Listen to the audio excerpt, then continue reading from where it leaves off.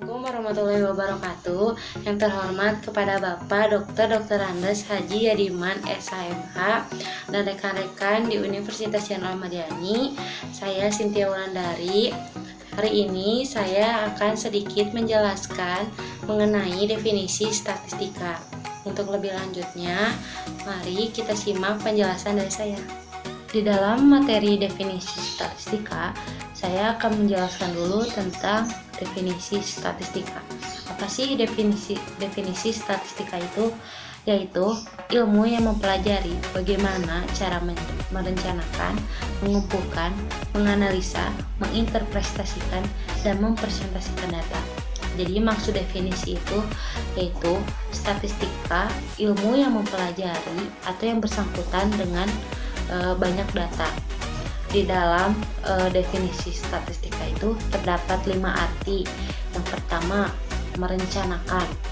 Merencanakan ini yaitu hasil proses perencanaan berupa daftar ketetapan tentang langkah tindakan pada masa depan yang menyangkut kegiatan apa, terus siapa pelaksanaannya, kapan, di mana, dan berapa sumber data yang akan digunakan, serta berbagai keterangan mengenai tolak ukur dalam rangka pencapaian data yang diinginkan. Kata yang kedua yaitu ada kata mengumpulkan. Kata mengumpulkan yaitu membawa data dan menyatukan data dengan yang lain. Yang ketiga tentang menganalisa. Menganalisa yaitu suatu usaha untuk mengamati secara detail suatu data dengan cara menguraikan komponen-komponen atau menyusun kata yang dikaji lebih lanjut. Yang keempat yaitu menginterpretasikan.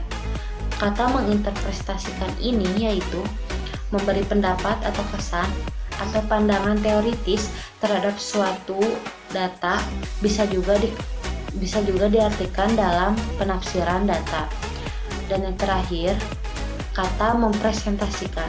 Kata mempresentasikan ini yaitu menyajikan atau mengemukakan hasil kegiatan yang sudah dikaji dan dikemukakan kepada orang lain.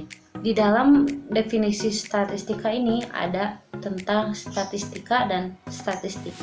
Apa sih statistika itu? Statistika yaitu ilmu yang berkenaan dengan data. Maksudnya, ilmu yang berkenaan dengan data itu yaitu kombinasi antara ilmu sains, ilmu sosial, dan ilmu ekonomi.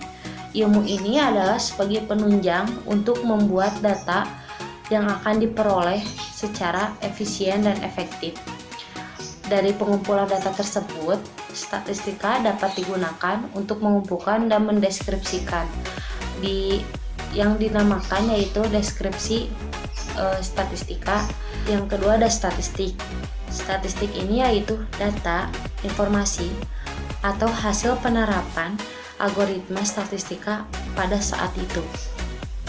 Oke, materi selanjutnya ada tentang istilah statistika.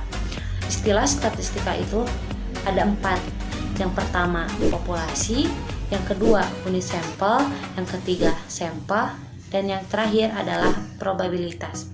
Saya di sini akan menjelaskan satu persatu. Yang pertama adalah populasi.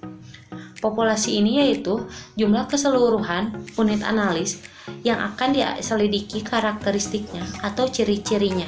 Populasi ini terbagi menjadi 2 macam, yaitu populasi sampling dan populasi sasaran.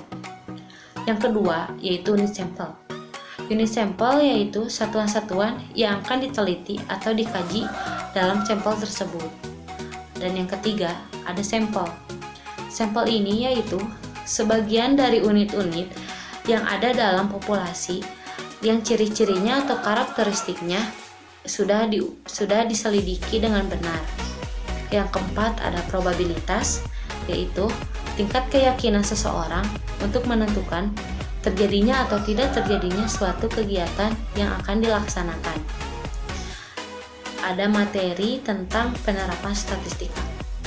Penerapan statistika ini saya sudah menjelaskan di materi yang tentang statistik dan statistika.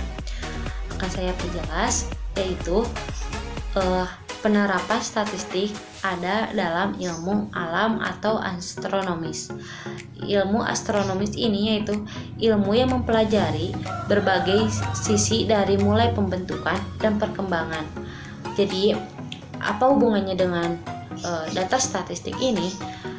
Data statistik ini sangat berhubungan dengan ilmu alam atau astronomis. Karena awal memulai membuat data, mereka harus memulai dari bagaimana cara membentuk data itu supaya menjadi data yang akurat dan terpercaya. Lalu dikembangkan sedemikian rupa supaya pengembangan data tersebut menjadi lebih baik. Dalam penerapan statistika yang kedua, yaitu ilmu sosial atau sosiologi. Ilmu sosial atau sosiologi ini yaitu sebagai ilmu pengetahuan tentang masyarakat. Jadi untuk mengetahui masyarakat yang sudah terdaftar biasanya di kelurahan atau di kecamatannya. Nah, ilmu sosial ini yaitu mengetahui bagaimana video masyarakatnya, perkembangan masyarakatnya, aturan masyarakat atau aturan di daerahnya, dan institusinya seperti apa. Dalam penerapan terakhir ini ada penerapan ekonomi, yaitu industri atau bisnis, yaitu ilmu yang mengikuti pertumbuhan ekonomi. Jadi ilmu yang mengikuti pertumbuhan ekonomi ini dilihat dari data kebutuhan apa saja atau pertumbuhan ekonomi apa aja yang selalu menaik. Terus ada inflasi, terus ada jumlah uang yang beredar, terus ada tingkat kemiskinan. Biasanya tingkat kemiskinan ini dilihat dari data statistik yang sudah ada atau sudah dikaji oleh para karyawan-karyawan yang ada di kelurahan atau di kecamatan. Dan terakhir ada jumlah pengangguran. Jumlah pengangguran ini biasanya dilihat dari kondisi masyarakatnya, apakah masyarakat tersebut banyak yang kerja atau banyak yang tidak bekerja. Materi terakhir tentang definisi statistika yaitu ada tujuan statistika di pemerintahan. Tujuan statistika di pemerintahan itu ada 4. Yang pertama, prosedur sensus penduduk. Yang kedua, prosedur jejak pendapat. Yang ketiga, prosedur jejak cepat. Yang keempat, pengenalan kecerdasan buatan. Saya akan menjelaskan yang pertama, yaitu prosedur sensus penduduk. Prosedur sensus penduduk yaitu pengumpulan data yang dilakukan melalui pencacahan semua unit populasi di seluruh wilayah Republik Indonesia untuk memperoleh karakteristiknya suatu populasi pada saat itu. Yang kedua, ada prosedur jejak pendapat. Prosedur jejak pendapat itu yaitu survei mengenai pendapat atau pandangan yang dilakukan dengan menggunakan teknik sampel. Biasanya para pemerintahan melakukan prosedur jejak pendapat ini yaitu dilakukan sebelum pemilihan umum. Yang ketiga, prosedur jejak cepat.